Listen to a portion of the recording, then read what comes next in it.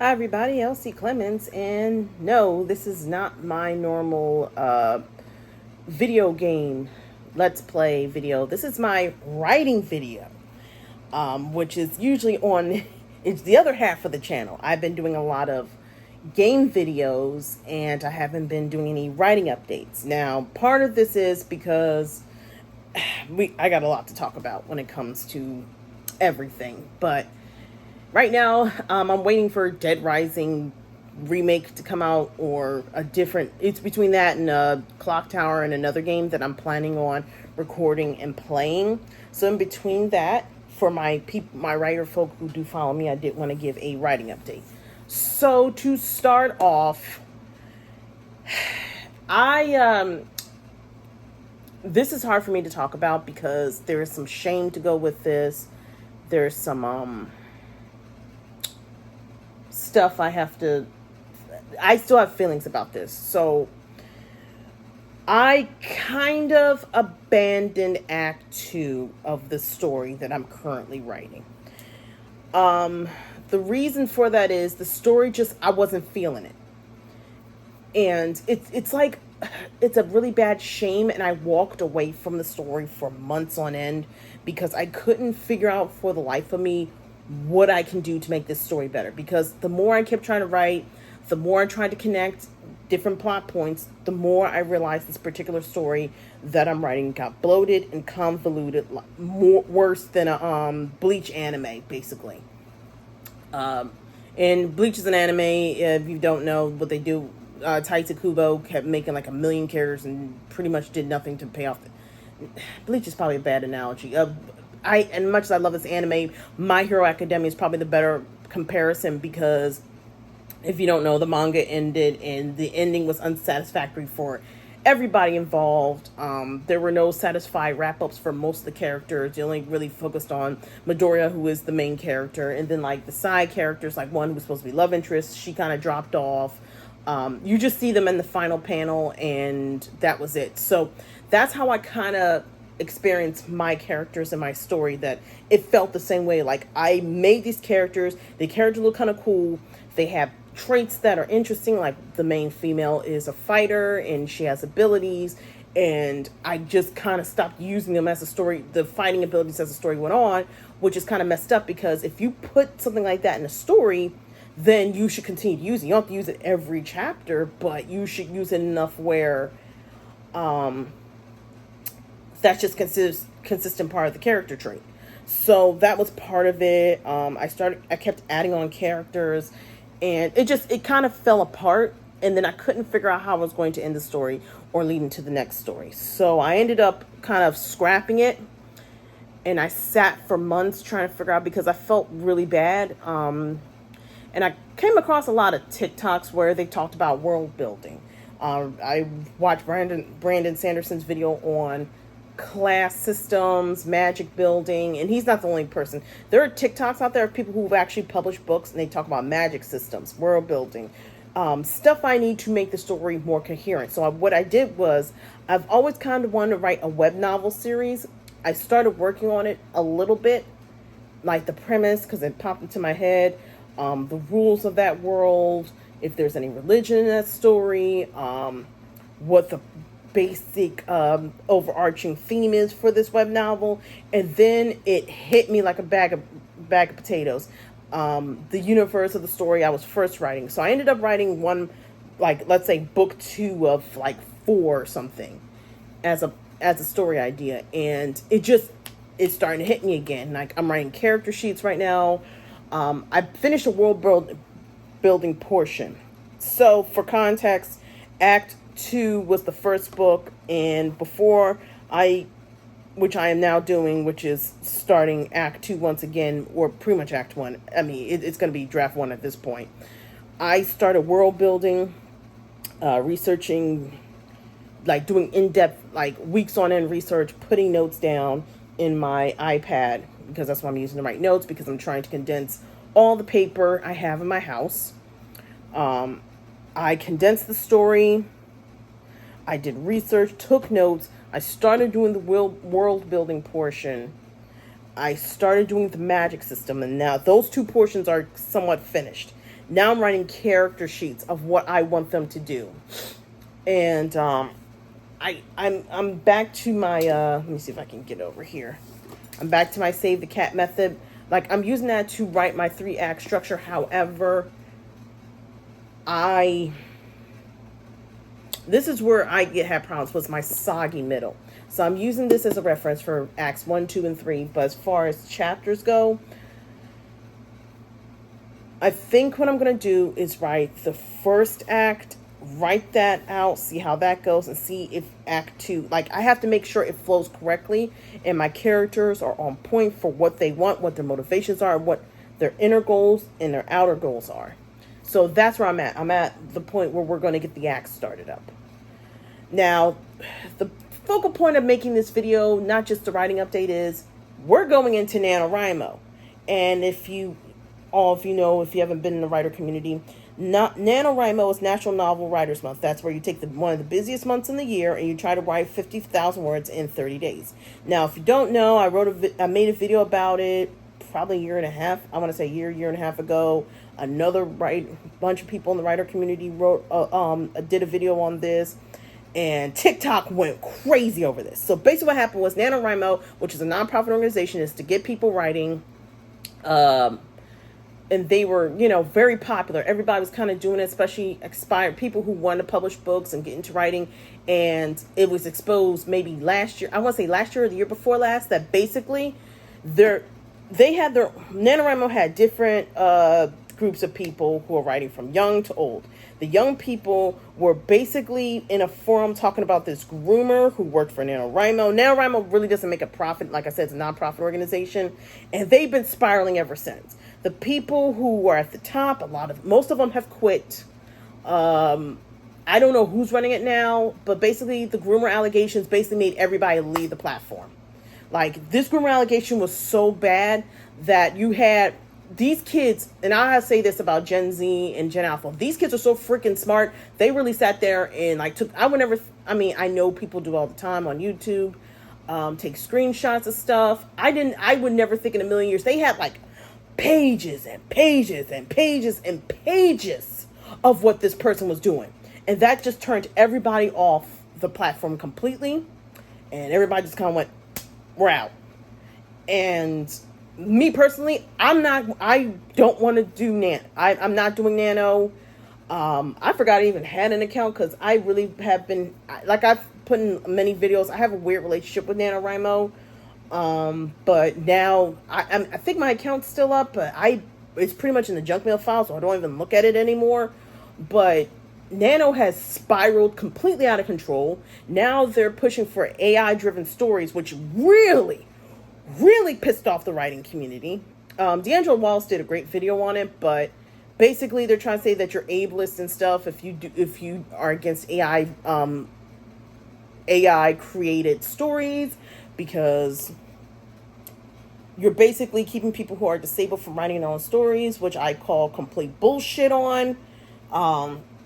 Not only have people who have disabilities have been writing books way before AI from the dawn of time with other means, but you're basically saying, hey, you don't have to put in the work necessary to make a good story. You can just rely on a machine, which there's like a whole 2 hour, I can talk about that for 2 freaking hours about how, using smartphones and social media has pretty much supposedly dumbed down our minds. And there are like many studies and there are articles. And look, when you come from a family who's focused on education, you know this stuff. But make a long story short, they started pushing for AI fuel stories. They kind of pissed off they already got, let me put it this way, the platform was already in super hot water for the whole grooming thing. And then you turned around and you decided, hey, we're going to do AI-driven stories, and you pretty much pissed everybody off. So with that being said, I don't think I know anybody in the writing community who is currently even thinking about participating in NaNoWriMo. So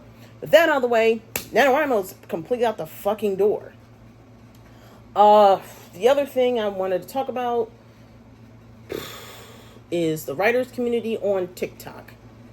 Christ almighty. Between this and Book Talk. Okay, so Writer Talk are people who are writers, and then you have Book Talk. Just talking about this just gives me such annoyance and anxiety over it, because we have people who get into these communities and they just, it's like being pigeonholed. That's what it feels like being on Writer Talk and Book Talk sometimes. Book Talk has a problem with using fan fiction tags, and I love fan fiction. Don't get me wrong. I think fan fiction is a great way to introduce yourself into writing, but you should never use but I want to put this out there, you should never use your fan fiction to make money, because of stories. Fan fiction basically means you're making fan-related stories for characters that have already been established in copyright. You should never publish your damn stories that are fan fiction-y, because you can get sued that way. Now, I know there's been arguments because there's things like 50 Shades of Grey out there, and I forgot the other, I think After by Anna Todd, and there are like shit ton of railroad authors out there who have made money off of their fan fiction. The thing is, they have found ways to rewrite their story to be legally distinct. When you make something that is legally distinct from the fan fiction material, you can still legally publish it because you have made it so distinct. When they mean distinct is you rewrite the story so much that it cannot be connected to the original source material. That's basically what they're saying. You can't get copyright claim for a story because you did not like pretty much copy it word for word, settings word for word, whole thing. But back to Book Talk and Writer Talk or Author Talk. There's three of them: Book Talk, Writer Talk, and Author Talk. They're all kind of in the same circle. A lot of writers or authors, I want to say, are publishing their books using fan fiction tags, and it's starting to bother the shit out of me, because I've bought two or three books from off of the page because I want to support other authors, and I will admit, and they weren't that good. Like, I can tell they needed like 2 or 3 rewrites, or they needed, like, I think the way it's marketed towards me, you either have people who they need 2 or 3 rewrites, or the tags that were used were it felt like a ploy or a trick for you to pick up the book, and you pick up this book and it's not what they advertise, and it's like, I don't want to be and my face was like, I don't want to be a bitch, but I really want a refund. And it's not all Book Talk, but it's just the last it's like the last 3 books, between that and the dark romance genre, which the dark romance genre is squeaky as fuck, because you it's like you either fucking creep the main character or the love interest. It could be girls too, or either fucking creeps who somehow end up with this love interest and they fall in love with each other, or you force yourself onto that person and somehow slowly you end up becoming lovers. Like, I understand there's the enemies to lovers trope, but the dark fantasy romance type of books have pretty much played it out to the point where I don't want to read it anymore. I'll give you a great example. The Sarah J. Maas books. Now, I do not 100%, after the Breonna Taylor incident where she used Breonna Taylor's death as a mean to market her book, I was like, I will never buy any of your books ever again. The only books I've really cared to read were the Crescent City books, and I read those from the library. And trust, that was a fight, by the way. I did not know Sarah J. Maas was that huge. I mean, I should have known from the ACOTAR, A Court of Thorns and Roses books, but Jesus Christ. Just double checking my thing here because I felt a buzz, which means I got a text. But people have been using the tropes that Sarah J. Maas uses for her love interest, which are dark, broody assholes who are either verbally or emotionally abusive, who pretty much treat the woman like she's a delicate flower, and basically they fall in love with each other, and they just kind of, they live happily ever after. And like in Sarah J. Maas's book's case, like I'll give you a great example. One of the main characters from the main male lead from the ACOTAR books is Rhysand. Rhysand is an asshole, and really he should not be with fuck is her name? I can't remember. That's how unforgettable the same with, oh my god. Let me put it this way: the main female had her main love interest is Rhysand. Rhysand's kind of an asshole. He has threatened her First, it was Tamlin that was doing it, but he was angry because the main lead killed his friend. I don't want to get into the full plot points. There's actually a YouTube video out there who's literally sat there for 4 hours and explained the entire ACOTAR book series with pictures up and a pointer. I'm dead ass serious. The book that explains the whole series for me, which is great because Sarah J. Maas can be plotty, like Jesus Christ, the details she puts in these books. Anyway, make a long story short, Rhysand's verbally abusive. And he thinks the main female's weak. He does everything in his to emotionally manipulate her into the situation to work with them. Next thing, one thing leads to another. Fuck the other guy she was with, basically, which was Tamlin, who got PTSD. I don't even want to get into Tamlin because I just don't. But she falls in love with him. They have a baby. End of story. After the sisters. Same with her other book, with the Crescent City books. And the names are escaping me at the moment, I think, because I work 8 hours a fucking day, so names escape me after a while. Then you got Holly Black's books, which I do like, the Cursed Prince books. I'm sorry, the Elf Flame book series from Holly Black. I do like them, but I do acknowledge that there are problems. Which is Cardan, who was the main male lead, which was the male love interest for the first 3 books, is complete dickhead. He was awful to the main lead, which was Jude. I will acknowledge that. I still like the books because eventually you find out about book 2, halfway through book 2, at least you know that this guy is an asshole on purpose. He's an asshole for situational purposes. It's not because he doesn't like her, because she takes it the wrong way, because, again, part of the reason why I'm rambling like this is because I'm being around the bush. That it's sort of like the conversation I had with my husband about Steven Universe and how we humanize the gems when they're not human. We're humanizing a person who is not human. The Fae have their own way of thinking, feeling, and they don't always express emotions the way humans do. And Cardan is being placed as a male lead in a human lens. Same with Rhysand, because Rhysand is not human. However, Jude was raised to be Fae later in life more than her sisters had. Well, Jude and her sisters have been raised to be more Fae than human. So there's kind of a complication with that. But I will say this, Cardan at least softens on his wife compared to Rhysand, who's softened with his wife. But if you read the last Crescent City book, you find out he's still kind of an asshole to his sisters, and there's this whole threatening shit he does. So there you go. What I'm trying to get at is, because I've been rambling for about 20 minutes about this fucking subject, is this trope has been overdone to the point of irritation, to the point where I truly believe in my heart of hearts that this is going to hurt book talk, author talk, and writer talk more than it's going to help. Now, the reason why I'm bringing this up about that is what I'm planning to do in the next couple of weeks, which this is going to lead to the next subject, is to start doing more TikToks and YouTube Shorts, which is basically me taking my TikTok, downloading it, and putting it on YouTube about my writer updates. Because, like I've said in a previous writer video, I don't like publishing writing videos when I have nothing done. I'm not like Kate Kavanaugh or Wordsmith Sarah, where I can just bank out these videos left and right. I used to be able to, but somewhere along the line, and this is what I've been going through a lot in my life. I've lost my grandmother. I've had a tragedy in my family with my grandmother's death. I've had a lot of stuff happen to me that I do not want to discuss and put out on social media. That's my personal choice. That's gotten to the point where I do not have the energy. It's like I've lost my passion almost for writing. I've just gotten it back. So I want to do short videos rather than long form videos because it's hard to get my words out like I do on my Let's Plays. Now, I will be continuing to do Let's Plays to keep the channel going. I know they're not as high quality as a large scale YouTuber. Unfortunately, I do not have the capabilities. I know how to play a game. Don't get me wrong, but I do not have the capabilities necessary to do high quality Let's Play videos, like, let's say, Markiplier, which, to be fair, he's kind of walking out of the business. It feels like he's leaving, and I know why he's leaving. He can't do this shit forever.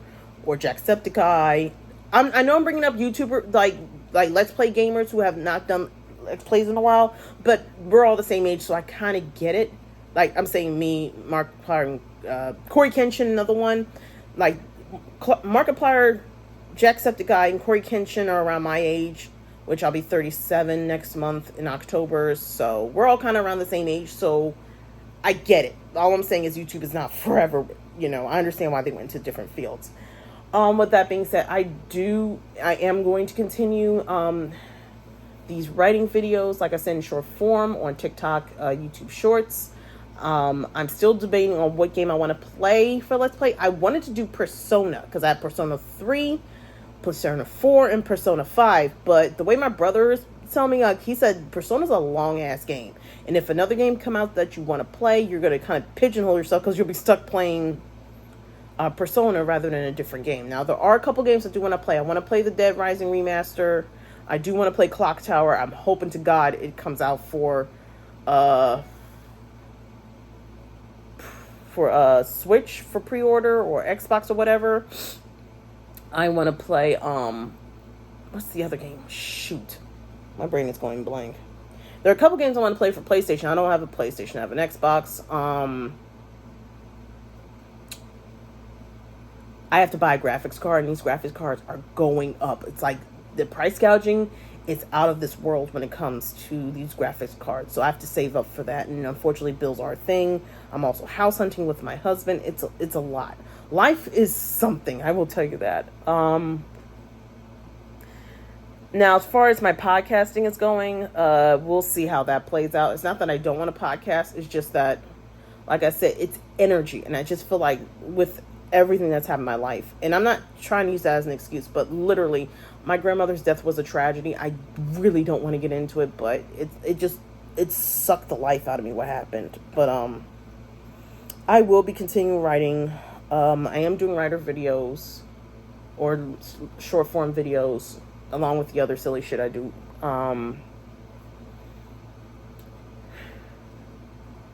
Now, part of the reason what podcast is, I did want to focus on writing and writing news only. However, the way things are going right now, writing has pretty much, with the publishing industry and the indie writing industry, has pretty much screeched to a halt. Now, I could talk about other stuff like why the fuck are millennial YouTubers, particularly white millennial commentators, are crashing the fuck out, but that'll probably be a 4-hour video that D'Angelo Wallace can probably do in 20 minutes, where it will take me forever to do and edit. So that's what I mean, that's part of the problem. Now I got to figure out something else I want to do for the podcast. I wish I was able to do audio readings, like Wraith Rain, who does what's those books? She does a lot of male or gay romance, but she does he or she. I don't want to say he. I'm not sure. They. I probably should use they them pronouns because I'm not sure what gender the person is. And what they do is they do their books in audiobook form. They also publish it. Some people prefer reading over the audiobook. And they also have it, basically they'll do maybe 2 or 3 chapters in the audiobook, and then they'll put it behind a paywall, which is fine. That's actually, to me, it's an okay thing to do, because guess what? That's your work, and you don't want everybody just stealing your shit and trying to redo it. Like, I get it. And these copyright streets are something else, because I have seen about 2 or 3 plagiarizing oh shoot, that was my fault. Plagiarizing accusations that have gone crazy. Oh my god, this thing shut off. Okay, it didn't. I have seen 2 or 3 publishing copyright issues that have gone crazy all over TikTok. Like it's getting in. Sorry, it's from work. It's getting insane out here in these streets. And then you got people who you're paying to do reviews of your books, like somebody, and I'm going to close soon, but there was somebody who just paid $600 for someone to do a review of their book, and they never got a review. This person scammed the hell out of so many people who really need reviews so they can get their books out there and marketed. And Jesus Christ. So, in conclusion, I am still writing. It's just that a lot has gone on. I'm hoping with the fall months and with, nice and cozy with, getting tea and with stuff slowing down because the summer months are now over, I want to do more videos and more podcasting. But again, I will not be participating in NaNoWriMo. I don't think anybody is, really. Even if they, I could see, even if they say, hey, we're done with AI, we're a whole new staff, we're a whole new revamp, we're a whole new company. I don't think anybody, because of the name, not only because of the reputation, but the name alone pretty much invokes such malice that I don't think anybody's going to get involved with it. But I am curious to see what other writers are going to do, if they're going to continue to do book writing updates during the winter months. But anyway, that's where I'm at. But I think I've gone on long enough. Thank you guys for watching. And hopefully the next video up will be a gaming video or writing update. We'll see.